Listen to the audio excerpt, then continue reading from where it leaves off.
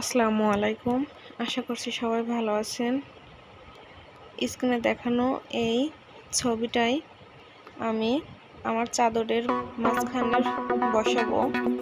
আশা করছি ভিডিওটি ধৈর্য ধরে দেখবেন, অবশ্যই ভালো লাগবে। প্রথমে 4 ইঞ্চিতে একটি বর্ডার লাইন তৈরি করে নেব, যার মাঝখানে আমরা ফুল এবং চারপাশে লতা পাতা আঁকবো। এটি একটি এক কালারের শাড়ি ছিল, যেহেতু পরেই আছে ভাবলাম কিছু একটা করে নেই, তাই আপনাদের সাথে শেয়ার করছি। চারপাশে কিছু সিম্পল ফুল ও লতা পাতা আর ভিতরে সুন্দর একটি ডিজাইন দিয়ে তৈরি করব। ঘরে থাকা কিছু কাপড় দিয়েও আপনারা চাইলে বেডশিটে সব সময় বিছানোর জন্য বানিয়ে নিতে পারেন।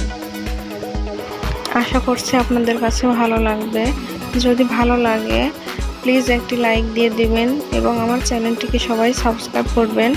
আপনাদের সাপোর্ট ছাড়া সামনের দিকে এগিয়ে যাওয়া কখনোই সম্ভব না। কেমন হয়েছে কমেন্ট করে অবশ্যই জানাবেন। আপনাদের একটি কমেন্ট আমাকে আরও উৎসাহ করে ভিডিও বানাতে।